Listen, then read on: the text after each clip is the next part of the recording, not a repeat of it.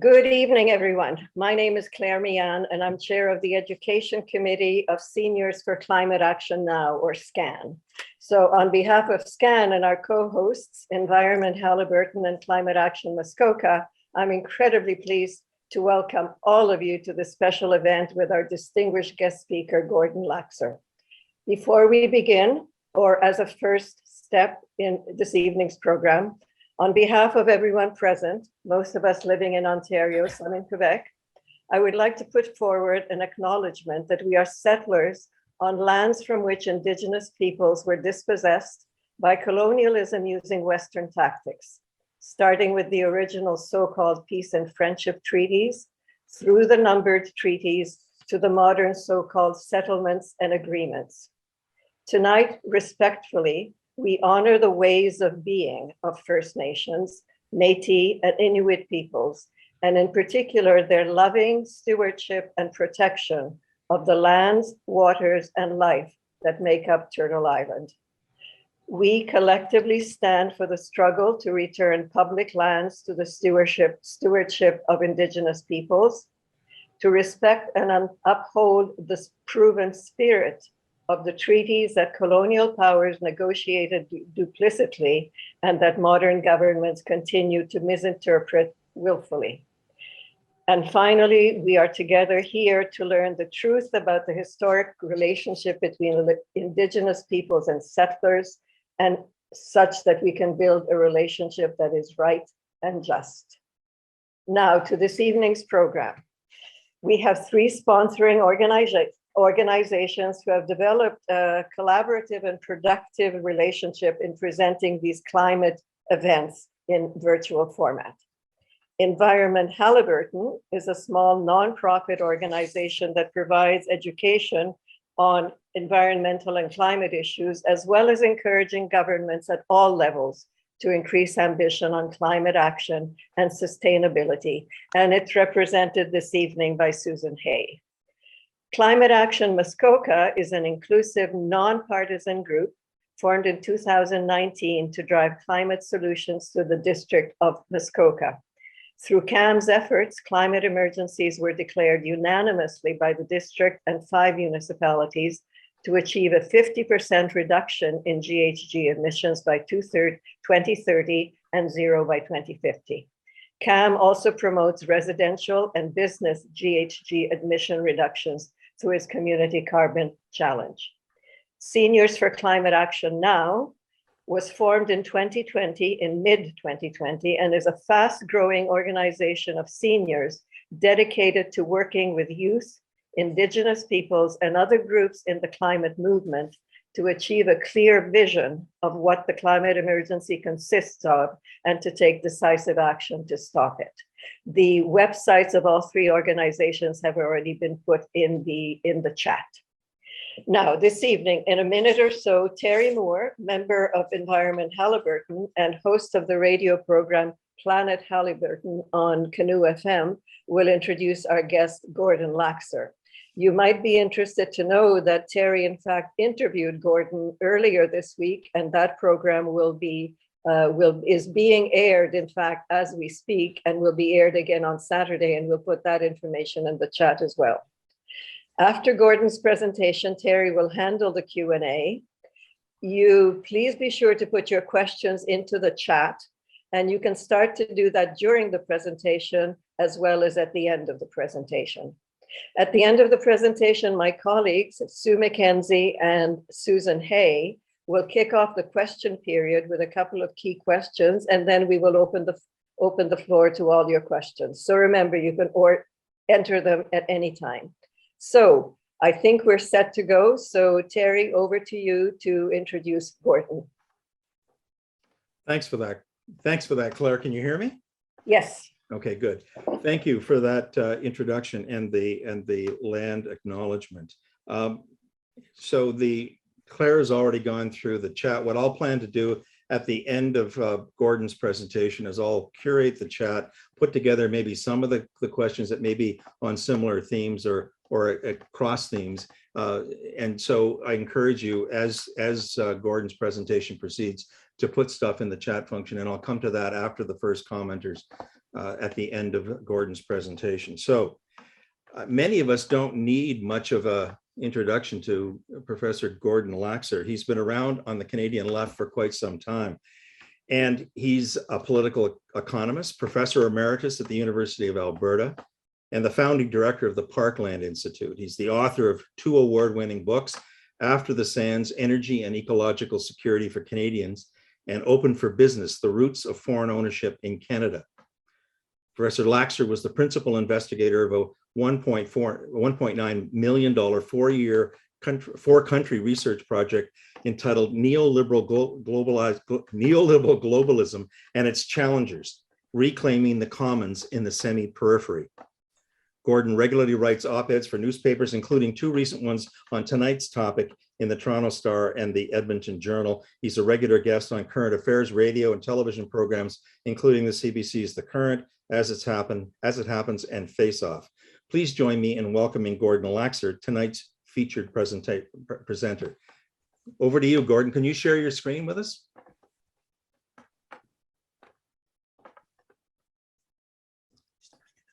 Yeah, screen. Yeah.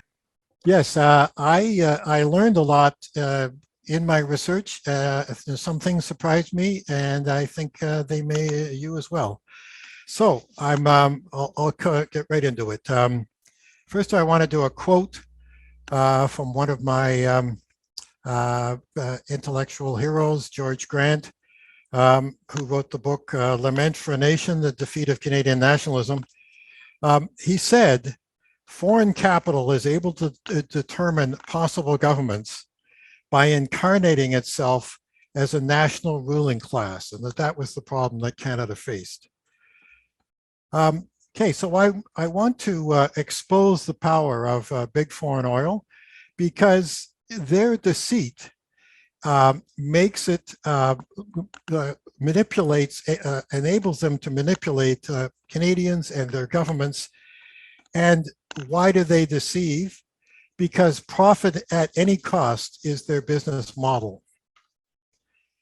So why this report now? Well, we know that democracy is threatened in many places, parts of the world, not least south of the border. There's been a big issues of foreign interests using power and money to influence politics in other countries, the intrusion by foreign governments. Those have been big issues in the United Kingdom, in France and Israel and other countries.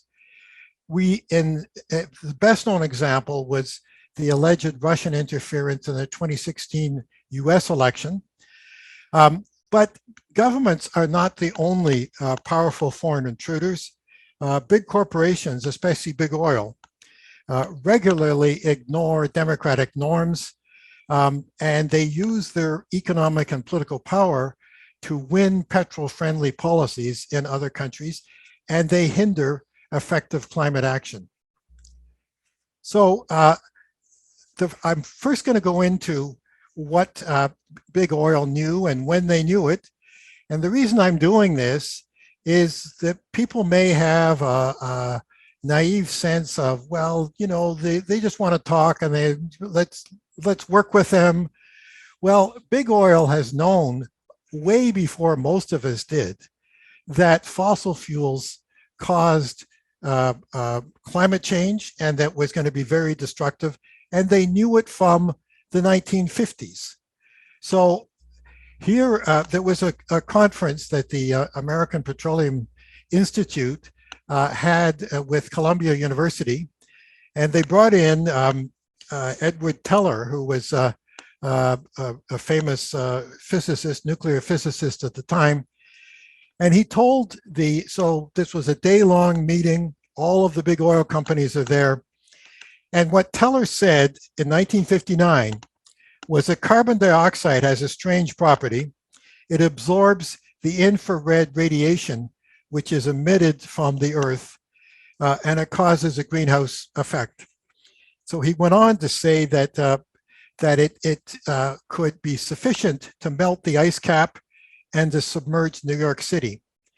And he said all coastal cities in the world would be covered by the rising sea level. So Big Oil knew way back in 1959. I'm going to introduce you to Ben Franta, who's a professor in Stanford University, specializes in climate change politics. So he says in his research that American oil's awareness of global warming and its conspiracy of deceit and obstruction goes further than any one company. It's not just ExxonMobil, but the whole industry is implicated to its core by the history of its largest representatives, big lobby group, the American Petroleum Institute. So Big Oil knew for over 6 decades that their products were causing destruction on a massive scale. And not only did they do nothing about that, they spent a lot of money to deceive the public about what was happening. So the strategy of Big Oil is to talk, pump, and profit. Well, there is the Canadian Association of Petroleum Producers is the Canadian little brother of the API, the American Petroleum Institute, representing many of the same corporations. And they learn from Big Tobacco that you deny the harmful effects. And they did that for up until the early part of this century. But by about 2007, they realized they had to change tactics. And now they pretend to be part of the solution, not only part of the solution, central to the solution. So, but while they talk, they want to continue talking, they pump and profit, and they make tens of millions of dollars a day, as long as we don't actually scale back their destructive work. So their business model is profit over people and planet. Well, I'm going to focus on Alberta. Alberta produces 80% of Canada's oil and about 70% of its natural gas. So it is the oil and gas powerhouse in Canada. I'm going to go back to 1995. There was something called the National Task Force, Oil Sands Task Force, and it said we're going to have economic benefits for Alberta and for Canada if you adopt our plan. Well, you hear a national task force, we think, this is something that's in the public interest and governments would be involved. But it was actually led by 6 foreign-owned tar sands corporations to write their own royalty rules. And a royalty, the oil companies pay royalties to whoever owns it, to the people. It's usually in Canada, it's the provinces that own and First Nations that own the oil. And so what the big foreign-owned tar sands corporation said is, bring in this regime and basically give us free oil, and we will pay 1% royalty for a very long time. So when the task force came out, there were 36 stories in Canadian newspapers on the task force. Only 3 of them mentioned that it was dominated by the oil corporations. None of the news stories said that they were foreign-owned corporations. Only 2 noted that Eric Newell, and I'm going to introduce Eric Newell in a minute, that he was the head of Syncrude, the president of Syncrude, but he was the head of the task force, and he was also president of the Alberta Chamber of Resources, all at the same time. Well, I've studied along with Reagan Boychuk how much Alberta has lost because of this sweetheart deal that the big foreign oil made with the Alberta government, and they brought the federal government in, has agreed to this as well. We compared the amount of money per barrel that Norway took from its North Sea oil compared to Alberta from its bitumen oil, from its tar sands. And the cost of production in both places is quite similar. If you can believe it, Norway got $70 a barrel from its North Sea oil over the 20-year period, and Alberta got under $5 a barrel. That is the difference, an incredible scale of ripoff. Well, this is Eric Newell. He was the one that led this task force. And he said, even before they got this regime, oil regime of basically free oil, he said, we, in a low price environment, we still make money. It's a steady lower rate of return. But if the price goes up, we just print money. So I did the study I did, it wasn't in this report, but it was in a complementary report that's going to come out. The post-tax profits from the tar sands to foreign owners, just the foreign owner part of that, 40 billion a year from 2009 to 2018. Those profits didn't even touch down in Canada. They just left the country. And that the scale of that amount that leaves every year is over 70% of Alberta's annual budget spending. Well, what did Eric Newell do when he left the oil industry? He became Chancellor of the University of Alberta. Just shows the influence of big oil in Alberta. Well, we saw in November that the world leaders met in Glasgow to talk about what to do with the climate change. And Greta Thunberg said, it's just been blah, blah, blah. And a number of people may have thought that she went too far in saying that, and they should recognize that maybe some good steps have been taken. This is a graph I'm showing you on the cumulative global fossil fuel use since 1750. And if you look in 1990 was when we first, well, really 1992, the first time that the leaders of the world got together to try and deal with climate change. Since that time, half of the fossil fuels, the greenhouse gases in the atmosphere, have been produced since they started talking. And you can see that that graph is increased and has gone up on this kind of level. So basically, she's right that it's been blah, blah, blah. They have not taken action that has done very much to even slow things down. Well, governments talk a good game. We hear our own government saying that they're going to reduce carbon emissions by 40 to 45% by 2030, but then they don't deliver. Well, why don't they? They don't because to understand why they don't, you understand the political power of vested interests to profit. And we have to understand that so citizens can overcome that power. And we can, if we, governments can be powerful if we get them moving in the right direction.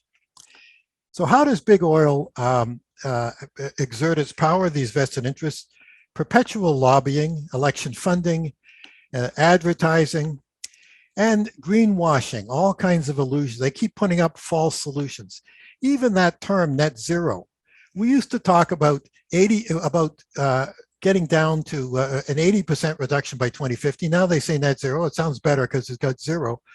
But there is so much, there's carbon capture, there's a whole bunch of false solutions in there where in fact the oil companies probably will be way less of reduction than 80%. Net zero can be very misleading.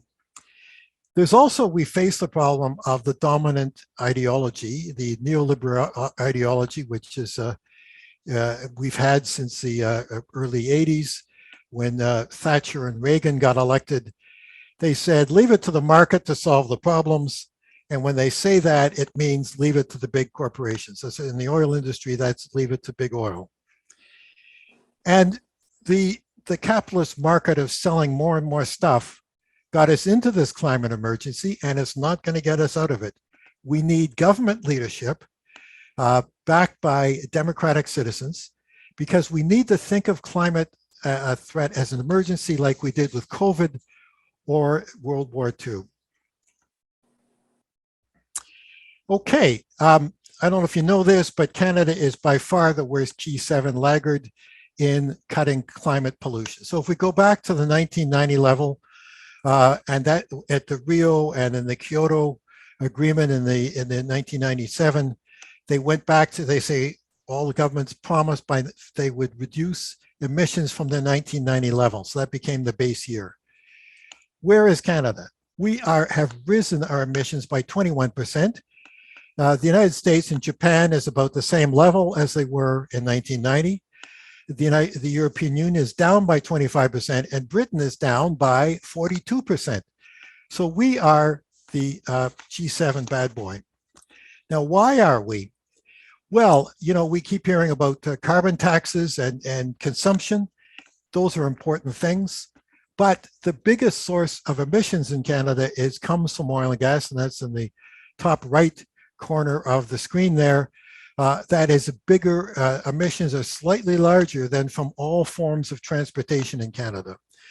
And those oil and gas emissions are actually underestimated because, for example, in the tar sands, they asked the companies to estimate what their emissions are.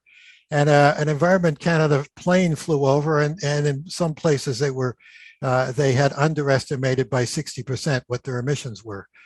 So this is why we are not tackling, we keep talking about consumption, which is important, but we have to tackle the production of oil and gas. So this graph compares the provinces from 2005 to 2019 and their level of emissions. So the green is the 2005 and the gray is 2019.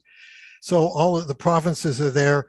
Now, Newfoundland is an oil producer, so it's on the extreme left there. It has not gone down, but all of the provinces in Eastern Canada and other ones have gone down.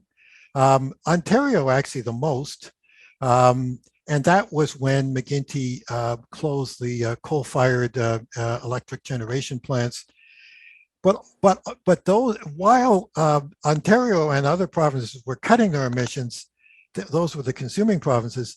The Alberta and Saskatchewan were raising those and took up the whole level that the other provinces had cut it by. So here it is. Since 2005, you can see on the left side there, Ontario reduced its emissions by 45 megatons, and Quebec and Nova Scotia did a certain amount. But Alberta and Saskatchewan, and then the oil sands itself, jacked up their emissions by 45 tons, which is exactly the same as Ontario cut their emissions. So how big foreign oil hinders climate action in Alberta and Canada? Well, big foreign oil captures the lion's share of the industry, of its governance and policy making and profits, and asserts its power through the control of CAP, the Canadian Association of Petroleum Producers, and there's some other oil lobby groups as well. It exercises especially influence over the Alberta government, which, if it doesn't get its way, there's often talks about separating from Canada and Western alienation, all of those things. And it influences those governments, big oil does, whether it's a Conservative or NDP government in Alberta. And the governments are vulnerable because of Alberta's acute dependence on oil and gas. So big oil accrues a social license. It tries to get a social license, meaning getting support from the public, and to try and deepen the notion that Albertans' identity and interests are inextricably linked to oil. Just look at, I used to go to the Oilers games when Gretzky was there and Messier and all those great players. You know, the first thing they do is they bring an oil derrick down on top of center ice. And Oilers, you know, this is, people identify Alberta, Edmonton with the oil industry. And of course, they also scapegoat the critics of environmental critics of oil and gas industry. Well, I want to talk about the Alberta War Room and public inquiry. I'm going to talk about this a lot in the presentation. Before that, there was the NDP was in power from 2015 to 2019. So there was an election in 2019, and Kenny had come back from being a cabinet minister in the Harper government, and he helped to form the United Conservative Party, brought together two right-wing parties. And before the 2019 election, Tim McMillan, who was the CEO of CAP, called for a campaign against what he called foreign-funded anti-pipeline activists. Well, despite representing some of the richest corporations in the world, he actually presents CAP as victim. we have been the victims of a very well orchestrated, well planned, foreign funded attack on Canadian infrastructure on pipelines and LNG facilities. Well, that was just before the election. Then Kenney picks that up, runs the election on that platform, and then promises to bring in a war room and a public inquiry to look into this conspiracy that the CEO is talking about. Now, just to the reason that the oil industry was so incensed about environmentalists is that the environmentalists were very successful in portraying the tar sands accurately as dirty oil, that labeled dirty oil. So what they did, it was actually the oil industry which brought on the knowledge in the United States, the sort of the visibility of it. They put this giant truck, a truck just like this, right near Capitol Hill in Washington, just to brag about their, this incredible thing. Well, the tar sands were this obscure, for Americans, this obscure project in a far off part of Alberta. Well, it became central. And then National Geographic magazine, I couldn't get the exact, but on the front cover of their magazine in 2009, they had a picture very much like this. I couldn't get the exact picture because it's under copyright, but it was very much like that. So the CAP wraps itself, it pretends it's Canadian. I'm going to show how foreign owned it is and foreign funded, but they use the maple leaf as fig leaf to cover up really who they are. And it's a bit rich for CAP to use Canadian nationalist rhetoric to defend them, portray themselves as acting in Canadian and Alberta interests. Because CAP's board of governors is overwhelmingly dominated by foreign-owned and foreign-funded corporations. Well, CAP, right, they got the name Canadian there, and they always fly the flag, and they pretend that their policies, oil policies, are made in Canada. So when Kenney got elected in 2019 in a Conservative Party, they set up this what they call a public inquiry. It wasn't really a public inquiry because they never called in anybody went to testify in front of it. It was just a Google search. But so Kenney alleged that there was this foreign-funded conspiracy to landlock Alberta oil. And so there was this inquiry. It kept getting delayed, but it finally came out. It was released in October. And the investigation found only peanuts amount of money that went into it. So the actual money that they went into what they called the anti-Alberta energy campaign, they found that the annual flow of money was a little bit less than the cost of the public inquiry itself. So why would you hold a public inquiry on a flow of money that is so small? It's even smaller than the cost of the public inquiry. But they then left off what should have been the main concern of foreign funding. So when the inquiry was released,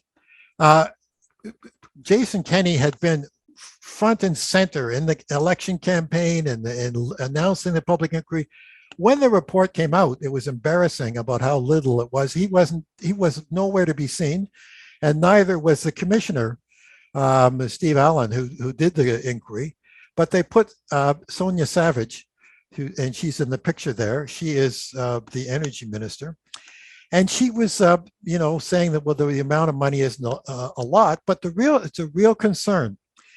And I quote from her: "When any group is influencing political and regulatory change using foreign funding," well, I actually agree with her, especially if it's a large sum. Well, then why didn't the public inquiry target? Why did it target a molehill and miss the Rockies? So I decided to look, and I've done this through the Canadian Centre for Policy Alternatives and the Council of Canadians.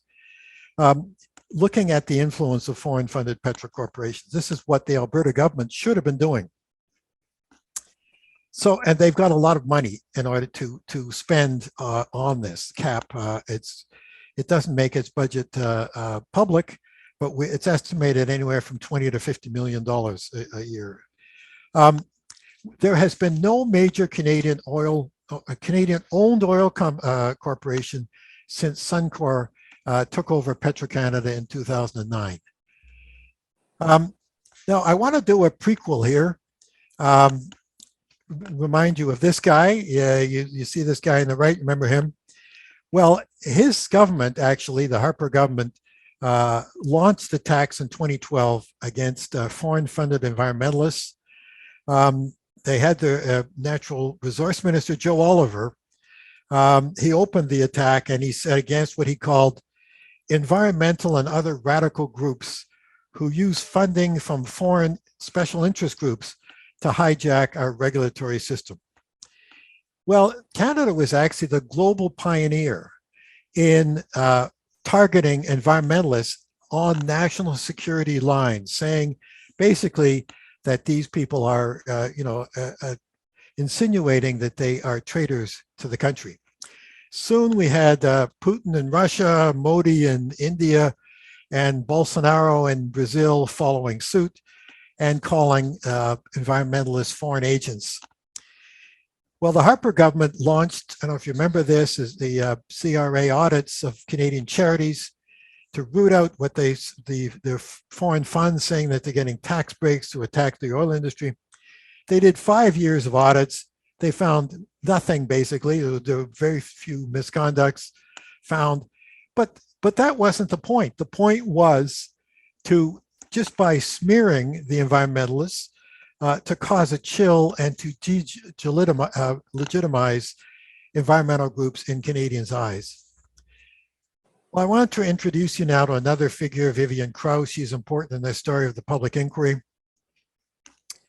In 2011, Stephen Harper whisked Krause from obscurity and pounced on her conspiracy theory. I think they pounced on her theory because she was a single mom. She wasn't sort of the big oil industry. She worked as a public relations officer for the fish farm industry in British Columbia. She lived in Vancouver. And so it didn't look like sort of big bad oil. But she came up with a theory that US-based foundations bankrolled the tar sands campaign to quit what she said landlocked Canadian oil. And she said that the funded tar sands campaign uses exaggeration and outright falsehoods to sabotage interprovincial pipelines and prevent Western oil from getting to Tidewater. So Canadian oil was getting into the United States through pipelines, but the oil industry wanted to be able to sell it to other countries and not just to the American market, especially since the Keystone XL pipeline was stopped. And she said that the anti-pipeline activism, it's not really about climate. That's just what they pretend. It's really about US economic protectionism. Well, so she uses, she's not an academic researcher. She's not a journalist. This isn't her area, but she goes in and does her research, and it's a pretty weird theory.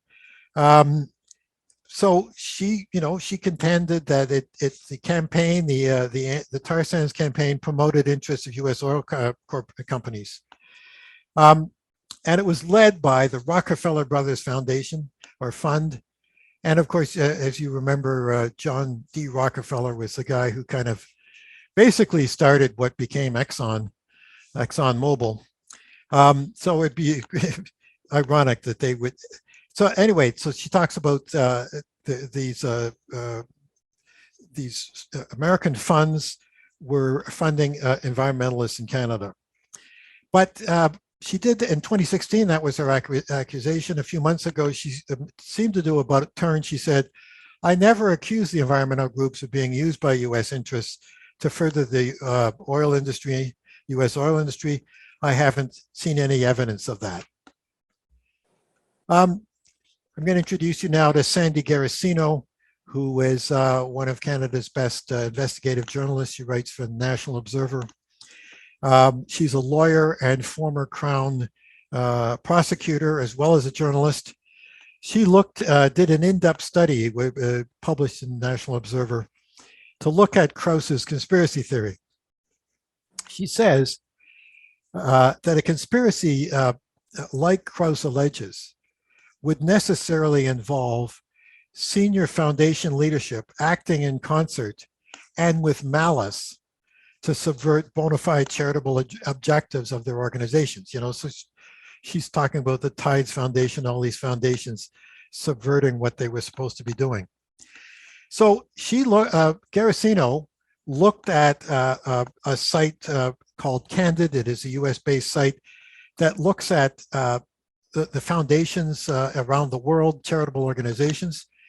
And she found that of all of the funds that went from them for environmental for environmental initiatives, only 1% specifically went to climate initiatives. And of those, 59% went to the US. Canada only got 1%. They just went that much into it. So in fact, the Canadian environmentalists who were trying to stop the expansion of the tar sands because of its emissions and what it's doing to the climate. They got 1% of 1%. That's what they got, which is 1/10,000th, if you can want to do your math. So on the left here, it's just a graph that shows that Canada is that little tiny red stripe there of the climate grants. And on the right side, it's the world oil producers. Canada's number 4 as a world oil producer, 5% of the world's production. We have 1/2 of 1% of the world's people, but we produce 10 times our share of oil and then of emissions. Well, why do we take Krauss's far-fetched theory seriously? Well, you know, it should have just been ignored because it was a crackpot theory. But it was foundational to Kenney's $30 million a year war room.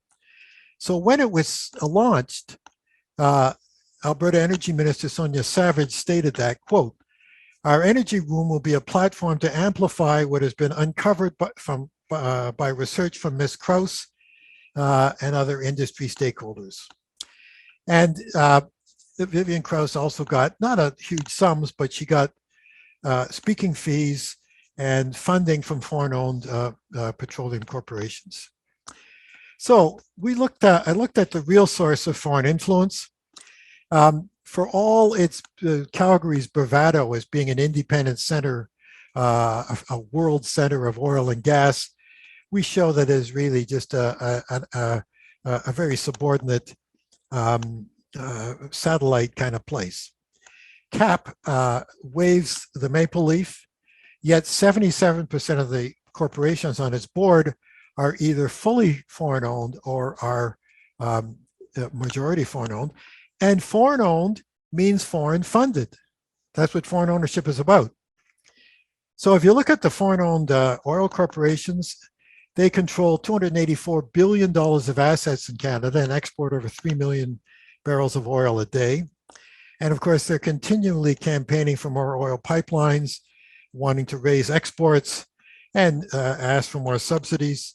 And they, as we saw, they take billions in net profits out of Canada. I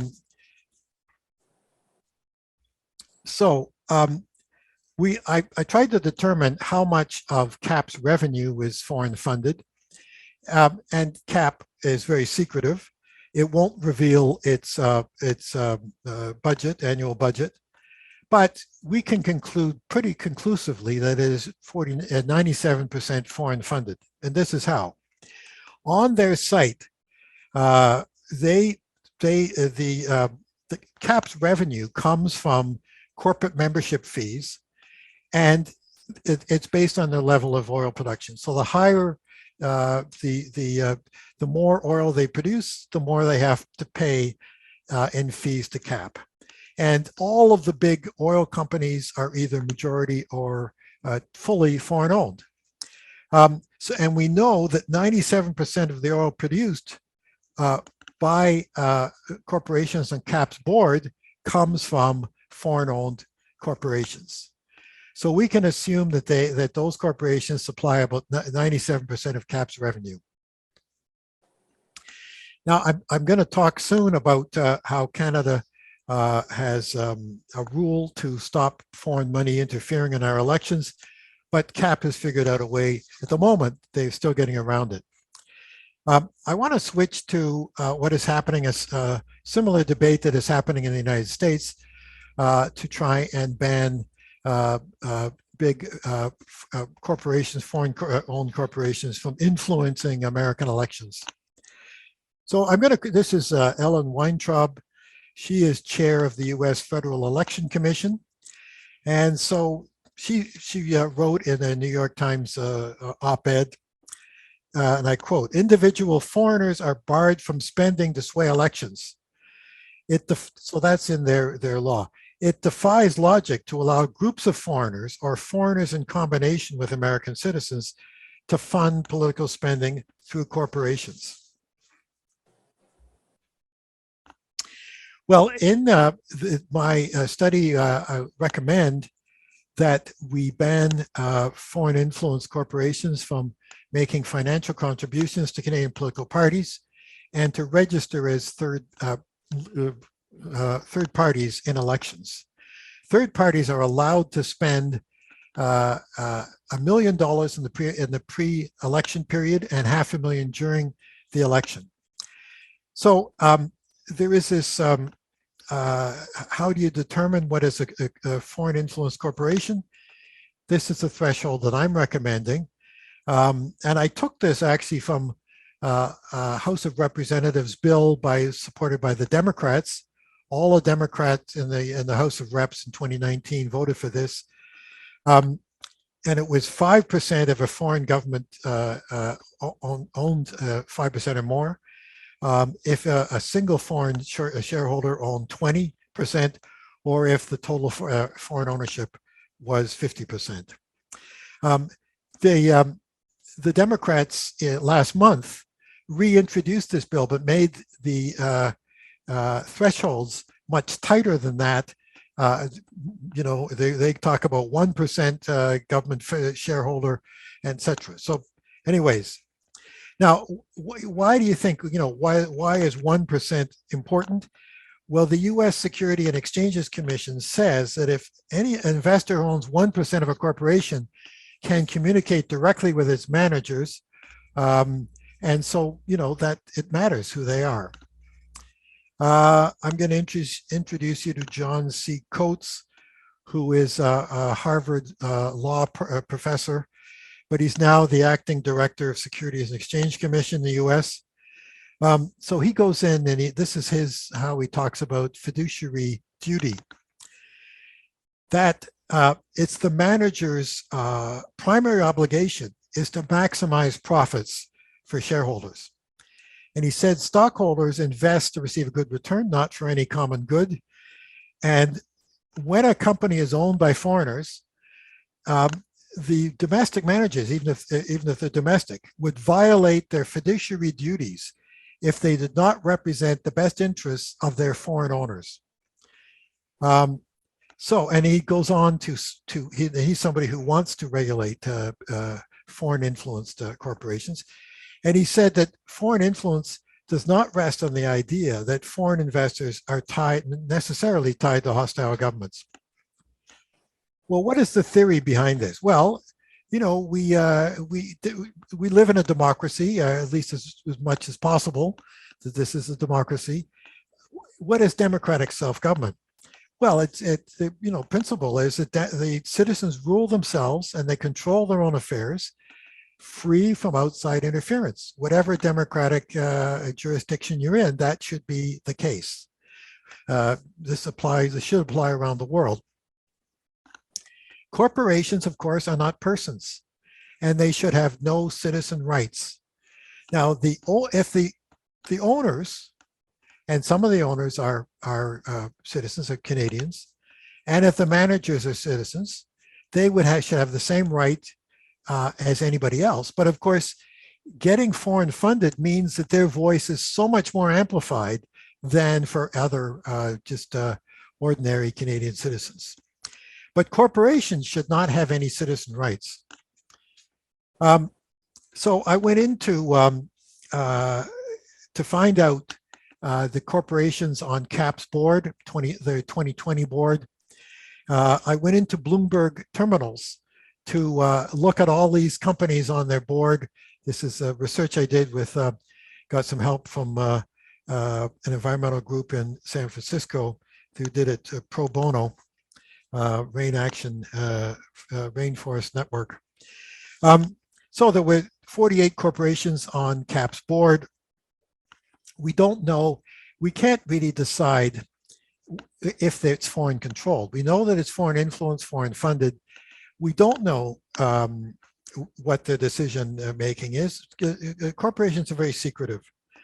But the important thing is, whether it is foreign influenced and foreign funded, and we know that, we can see. We have data on that, the residence of the majority of the owners. What I found of these 48 corporate board members, 37 were confirmed or likely majority foreign owned. 16 of those 37 were actually foreign subsidiaries, so they were 100% foreign owned. Of the 20 that were not subsidiaries, 13 of those 20 we know that they were majority foreign owned. There were 7 more that were likely. When I say likely is there was of their shares sold on that were recorded on Bloomberg Terminals, it was under 50% of their shares. So but we looked at that and other information, and we have concluded that they are very likely foreign owned. So when you add them all together, 77% of CAP's board is either majority foreign owned or fully foreign owned. Now, I'm not going to go into this in any detail here, but these are the foreign owned subsidiaries. The third column there shows the percentage of foreign ownership. And, like the first one, Petronas, Mark Fitzgerald had been a past chair of CAP. It's controlled, it's owned in Malaysia. These are corporations that are not subsidiaries, but are majority foreign owned. And again, that third column shows the percentage of foreign ownership. And the final category are privately held corporations that are on CAP's board. These are the small guys. These are the guys in conventional oil, not in the tar sands. This is where Canadian ownership comes in. And this is, like they produce something like 3% of the oil of the members on CAP's board. So I'm not going to go into any details on those. I want to get into petronationalism, the way CAP uses nationalism, Canadian nationalism. Well, I don't know if you remember Jim Prentice. He was the environmental minister in the Harper government and briefly became premier of Alberta. He made a speech and talked about his vision of a Canadian extractivist nationalism. And he said that we should take pride in who we are and what we do.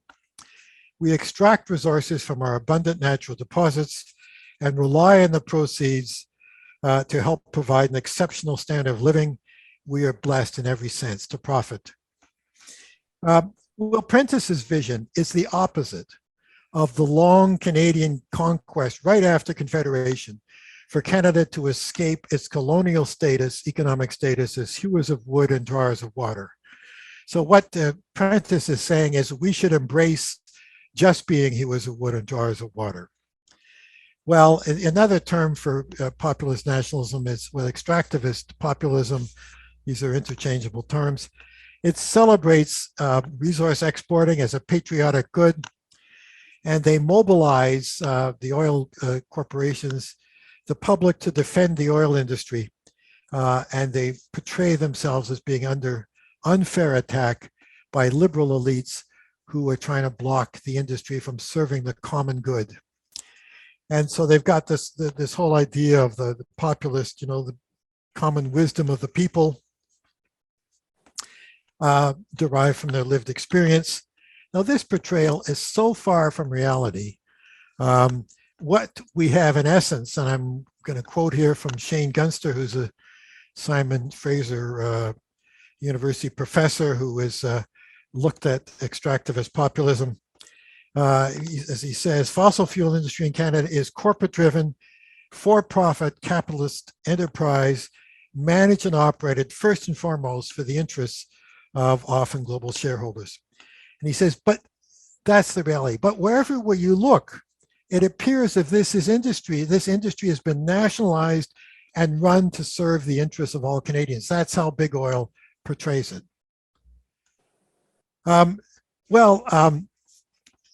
CAP was losing, and big oil was losing the PR battle with the environmentalists on the tar sands. So they decided to develop a group called Energy Citizens, or Canada's Energy Citizens. And they actually got this idea from the API, the American Petroleum Institute, which 5 years before CAP produced its own Energy Citizens group. API had a group called Energy Citizens. And CAP just put the word Canada's Energy Citizens in front of that. So what they do is they mobilize people with symbols like that. I love Canadian Energy. They mobilize people who believe that their well-being and way of life depends on extractivism. And I've met a number of these people, and there quite a number. A number of them are genuine.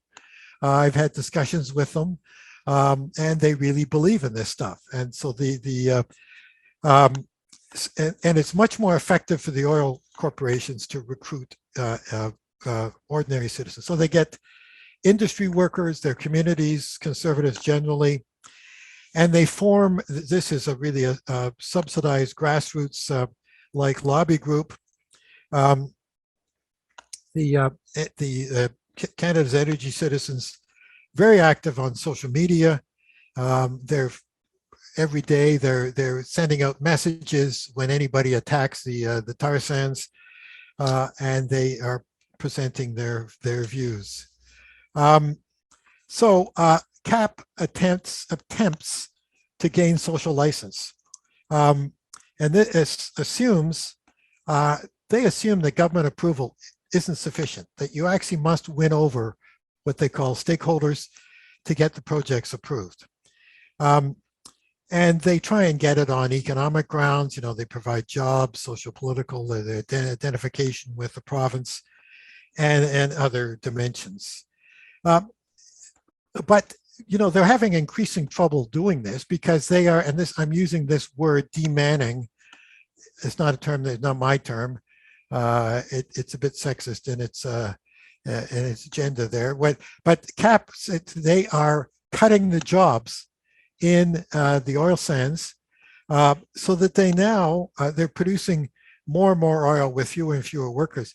And the oil and gas industry directly employs fewer than 1% of all Canadian workers. So they're actually going to start losing the economic legitimacy side of that. But they have convinced quite a number across Canada that the oil sector is crucial to Canadians' economic well-being, and that's the purpose of their campaigns. And they've had a special success in Saskatchewan and Alberta in doing that, less success elsewhere. So AstroTurf groups, you know what AstroTurf is. You use this stuff to cover soccer fields or sports fields instead of real grass. Well, what the metaphor is that this is fake grassroots groups. So we've talked about Canada's Energy Citizens.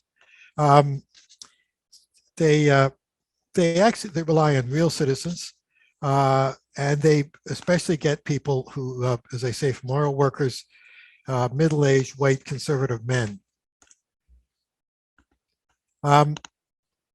It is CAP funded, and they so these full-time staff paid for by CAP go out to directly meet potential recruits. And they talk about how they, got a motivated group and how they are trying to get people to speak up and to feel that their views are validated. They're pro-oil groups, and they've got they're on Facebook, over 250,000 likes and followers according to the site. How grassroots is it? Well, some in a genuine grassroots group, the members decide on policy, leadership, and direction.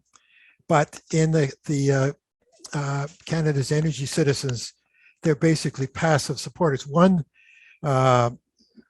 person who was profiled on their site said, "I honestly didn't realize my profile was on their site."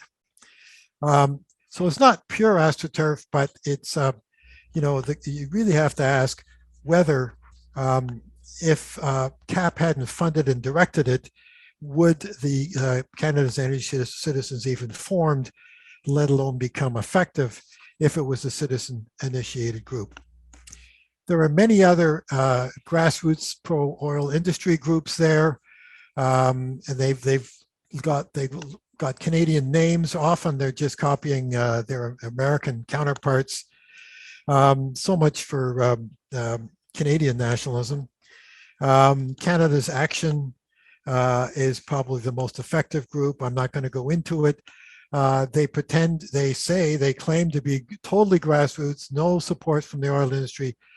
But it was revealed that one of the big oil companies gave them a $100,000 donation, and it undercut their credibility. Well, what does CAP do? Well, it got some advice from the American Petroleum Institute on how to micro-target campaigns using flyers, finding voter profiles.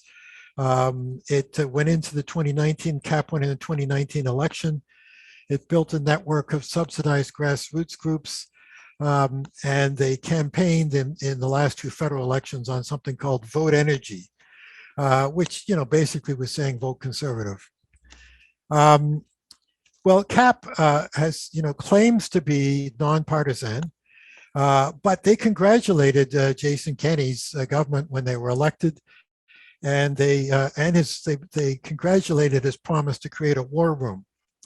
So meeting with a potential winner of the next federal election is a pinnacle of political influence. So before the 2019 federal election, CAP held a closed day-long conference with the federal conservatives, including Andrew Scheer, to strategize how to oust the Trudeau Liberals. And here are some of the topics that they discussed. How to sue environmental groups to silence oil industry critics. How to rally the base using these pro-oil front groups. How to push for more pipelines, lower corporate tax, and they say less regulation. They always mean environmental regulation, less of that. And it was Tim McMillan, who is the CEO of CAP, introduced a panel that was called Paths to a Federal Election Victory. That is with the Conservative Party. And CAP registered as a third party in both the 2019 and 2021 federal elections. And they carried out disinformation campaign. They made two very provably false claims in that election. One of them was that Canada's only credible path to meeting the Paris commitments is through the increased exports of Canadian natural gas. And they wanted the government to acknowledge that Canada's oil and natural gas sector is not subsidized, even though it's subsidized to the tune of $18 billion. So this is disinformation kind of campaigns. So I looked at political donations to Alberta's political parties by oil corporations, and some of the biggest Ovintiv, which is a natural gas corporation based in Denver, and other two are major oil sands corporations, and looked at the donations they made. Most of their donations went to the conservatives, progressive conservatives. Some went to the Wild Rose Alliance, which is even to the right of the progressive conservatives, and some to the Alberta Liberals. None, not even a dollar, went to the NDP.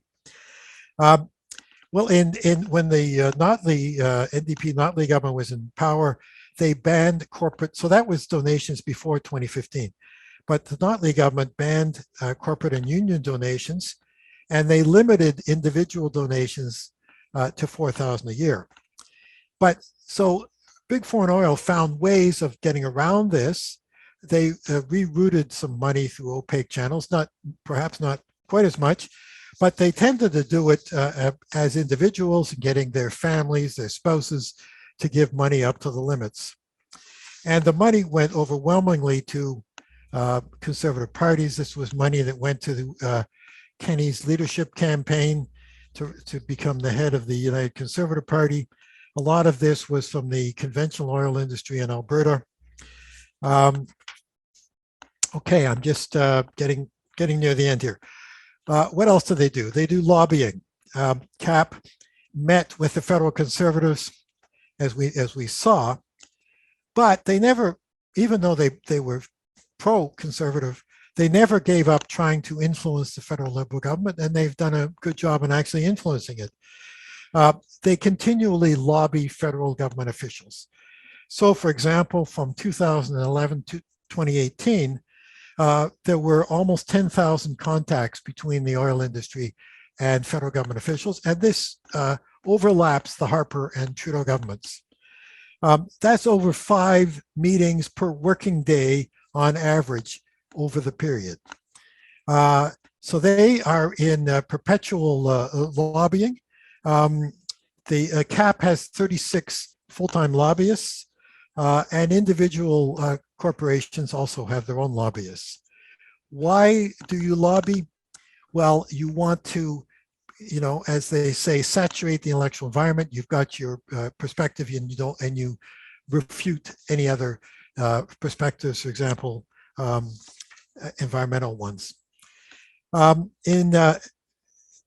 CAP set up a secret committee with government, Alberta and federal governments in 2010, and it happened again at the beginning of the pandemic in 2020. When COVID struck, CAP got the federal government to form this working group that was called Create the Path. And the individuals are on the right there. The top one, his name is a bit cut off, but he was the Minister of Natural Resources, Seamus O'Regan. And they included the Deputy Minister, which is the top federal bureaucrat of those 4 departments. And then these CAP members, all of these are foreign-owned corporations, including Tim McMillan, who's the head of CAP.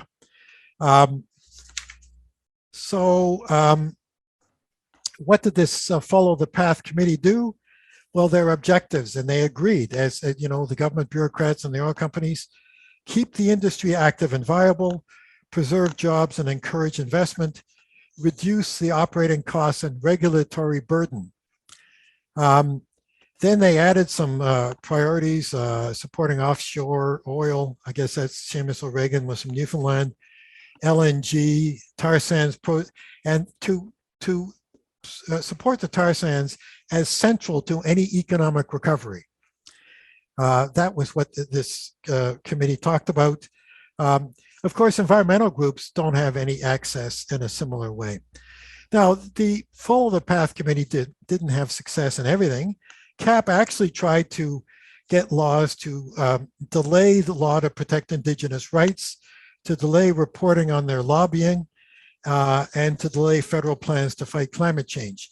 They didn't win on those, but they did have success on getting the government to promote new pipeline and carbon fuel projects, doubling taxpayer handouts to corporations, delaying the clean fuel standard, and agreeing to pay from taxpayer money $1.7 billion to clean up orphan wells, the mess that the oil companies have left in Alberta, instead of cleaning up their own mess, polluter pay. We saw why Canada was a G7 laggard. Canada has not limited oil and gas production or their emissions at all. Those production is going up, and with that production, the emissions are rising.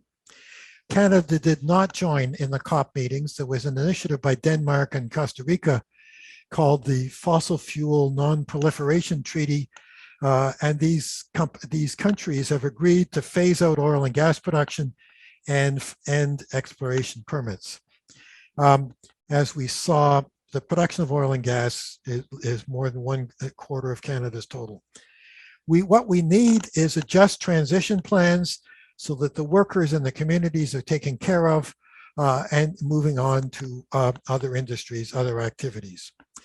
Now, Canada just recently, with new ministers, Environment Minister and Natural Resources Minister, including Stephen Guilbeault, they've promised to cap and steadily reduce oil and gas emissions, not production.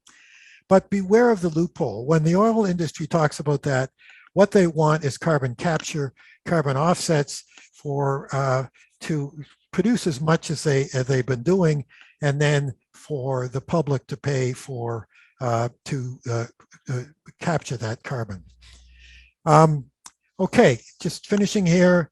How do we curb foreign funding influence? We should ban foreign corporations from third-party advertising, prohibit foreign influence corporations from funding election interventions. We should reduce the individual political donations per annum to 500 a year, and Alberta is now, I think, about 4,300, well, 4,200 there. In Ontario, it's 3,300. We should prohibit the deceptive representations for the purpose of promoting a political party and their deceptive advertising, just like the Competition Bureau does. And of course, end all subsidies. Final recommendations. Need to gradually phase out oil and gas production in Canada. We should start first and fastest to end oil and gas exports. 2/3 of our oil is producer export, not for Canadians' needs. So we could phase that out much more quickly. Canadians, I'm afraid, will still be using oil into the 2030s, but we should be scaling that back down at the same rate as we scaled back Canadian production. There should be generous supports for oil and gas workers. We should reshore industries to Canada. COVID showed that the global supply lines can't keep us safe and they're unreliable.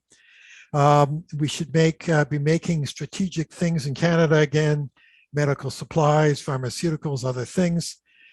And this is something if the Republicans take over the Congress and Senate in 2022, and if Trump wins in 2024, Canada's economic integration with the US is going to make it hard for us to maintain democracy in this country. We'll be subject to economic blackmail.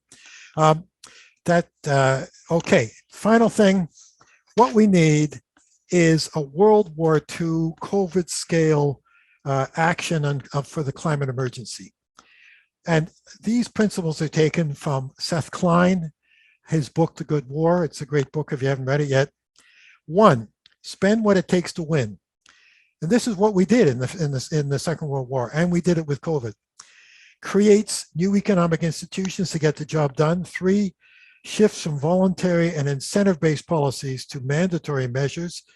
4, tells the truth about the severity of the crisis and communicates a sense of urgency about the measures necessary to combat it. We did all of those things in the Second World War and with COVID, and the federal and provincial governments are failing on all those counts. We have to make them do it. Well, we need an identity shift. So instead of the Oilers, this is my new logo for them, the Edmonton Solars. Now here is someone who's like me, who's saying we got to do something about climate change, and this is what we can get: energy independence, preserve rainforests, livable cities, renewables, healthy children, etc. And a man stands up, a man in the back says, what if it's a hoax and we create a better world for nothing? So anyways, that's it. Okay, thank you, Gordon, for that. That was a very useful framework for thinking about how big foreign oil casts itself as being Canadians and the methods it uses to control energy and climate policy in this country. As we indicated before, we're going to start the Q&A section by going to some first commenters, and I'm going to go first to Sue McKenzie from CAM. Sue, are you ready to ask your first or pose your first comment and ask your first question? Yes, yes, I am ready. You can hear me. All yours. Okay. Good evening, Gordon. Hi. 4 events occurred this week that were of concern, and they all put together demonstrate big foreign oil's impact on Canada's climate policy. The first was a global witness report found that Shell's Quest carbon capture, utilization, and storage project in Alberta emits more greenhouse gases annually than it captures. The second thing was the federal government announcing it would offer a tax credit for investments in this failing CCUS technology. Third, outraged by this decision, 400 scientists and academics fired off a letter to Chrystia Freeland, Jonathan Wilkinson, and Stephen Guilbeault, asking that the tax credit plan be dropped because it represents a substantial new fossil fuel subsidy. Fourth, CAP immediately mobilized, and it called on its so-called citizens arm that you referred to, Canada Energy Citizens, to write to the feds in support of the tax credit. My question is, how can we shake the feds out of this intransigent and free of the grip of big foreign oil? And you did lay out a plan, but it's all dependent on regulations changing and laws changing. We know how long that takes. So what else can we do?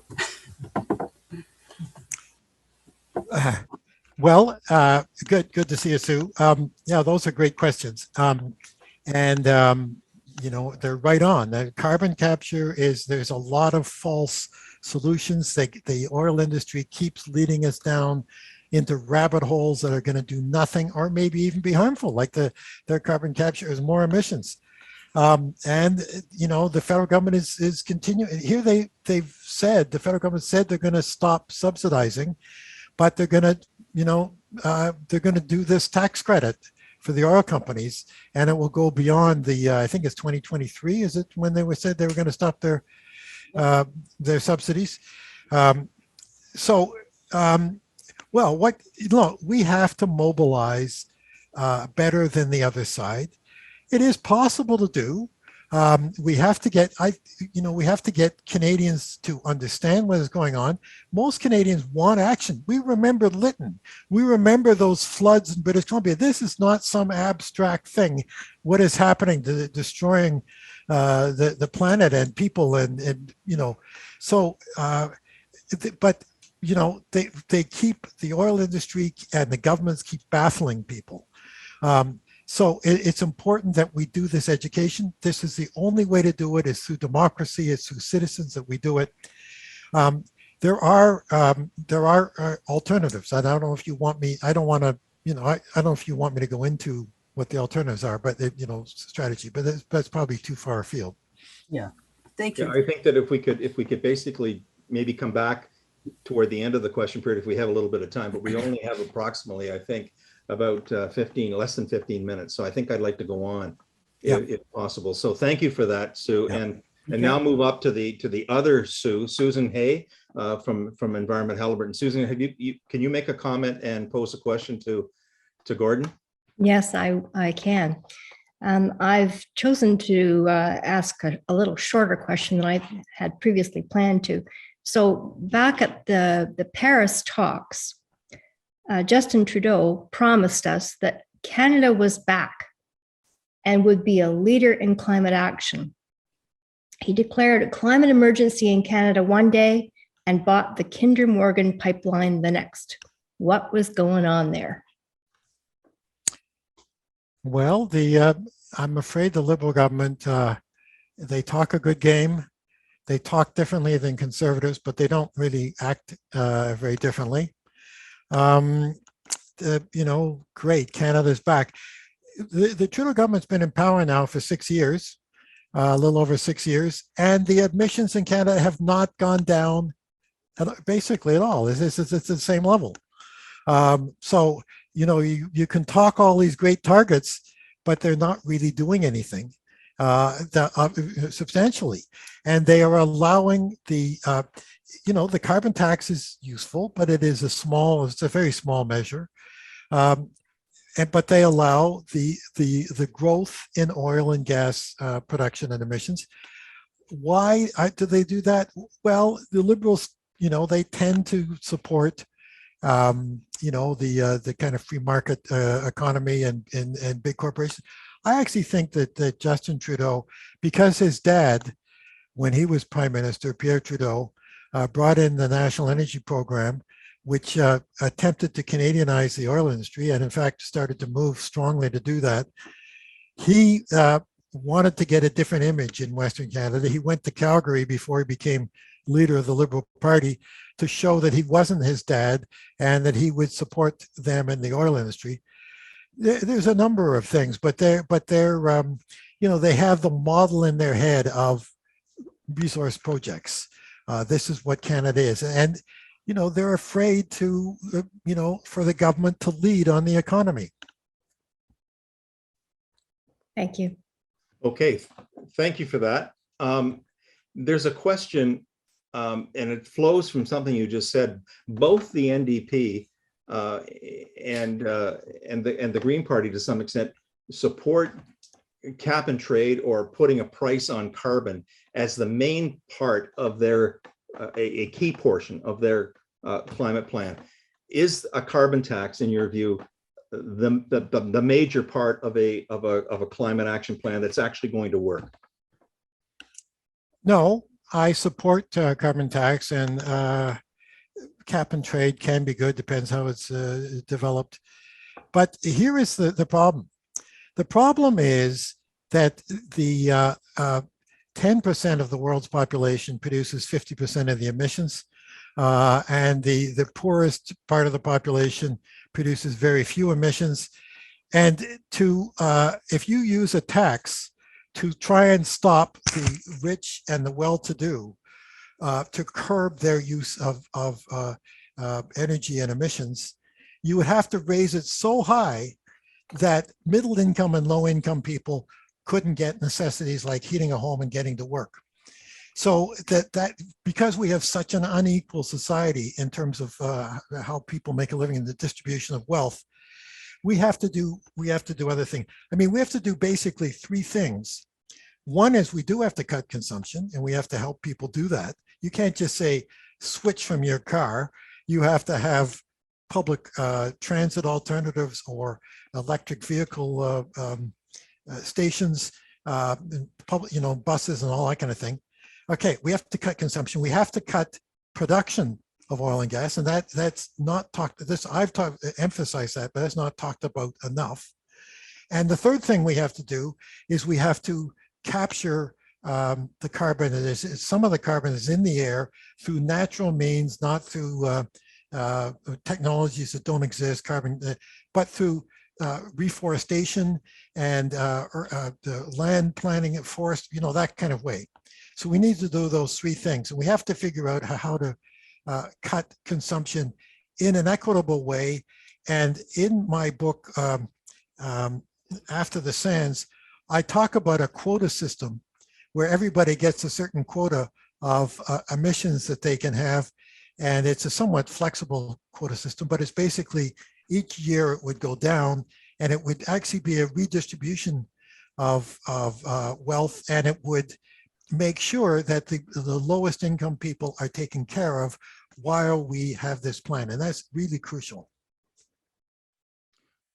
Okay, so there's a question in chat from Carrie Martin, basically saying that the only reason why the industry is producing fossil fuels is because people demand that to heat their homes, to use machines and travel further than we can on foot.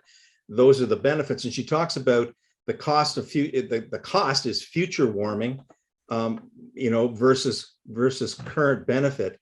And she's asking, how do we factor in future costs into the present day decision making?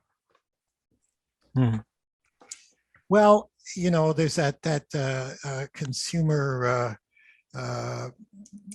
consumer sovereignty idea that the consumers demand stuff and the oil companies then produce. The history of the early part of this century in North America is that oil companies went in and bought up public transit systems and basically closed them down so that they could have buses and cars and other things running so that they would have the demand. So it isn't as if it's just, okay, people want this stuff. What we need is an alternative. You can't just ask people, change your means of transportation. You have to make it possible for them to do it and make it convenient, low cost, and rapid enough for them to do it. In terms of future costs, I'm not sure exactly what the point. Do you want to elaborate on that? Well, I don't think I want to unmute everybody in order for that question to be elaborated on. Maybe I can ask Carrie to elaborate on that in chat if she wants to, but I take it what she means is that there's a future cost. Yeah. It's not just future. We're currently experiencing the cost of climate disruption right now, but I take it this notion that the costs are in the future, but the benefits are immediate is the kind of trade-off that I think Carrie is talking about. Right. Okay, so there is a comment in chat about the fact that military emissions are completely exempt from any of the carbon accounting systems that are in place at the moment, including the UN systems for determining the appropriate shares of national emissions. Could you talk a little bit about the impact of military emissions on the climate emergency? Well, we know they're substantial. I don't know if we know exactly how they are, because I would think that the United States was especially an actor in making sure that the military emissions were exempt. The Air Force of, the United States, Russia, China, the big powers, they keep up their planes 24/7. Can you imagine? The airplanes are worse because of where they are in terms of their emissions, being up in the troposphere. And they're just running the stuff all the time, just in case they have to be used. It's a real travesty, and we don't have enough public debate on what the military does, and we need that. What is the Canadian military doing? It's very good. We should pressure governments on this. Okay. There's a number of comments here about how do we win the public relations battle and so on. And I don't think that we're going to have time to do any kind of an adequate focus on that kind of attention. So, and a number of people are commenting on the fact that even governments that are New Democratic Party governments, like for example, the government of Rachel Notley or the current government in British Columbia, are adopting very pro fossil fuel policies and embracing them as being in the public interest, and wondering what we can do to try to fight against that. You want to make some final comments on the power of the fossil fuel sector and being able to control the political dialogue that's going on, and even governments that ostensibly are not on side with that end up lining up on the side of the fossil fuel interests. Yes, we do. We need to have a different economic model. We need to have a plan that gets us away from the idea that Canadians, the main thing we can do in this country is just dig stuff up from the ground and ship it out. That is if we think towards the middle of this century, economies that do that are going to be in a backwater. But Canadians are well educated.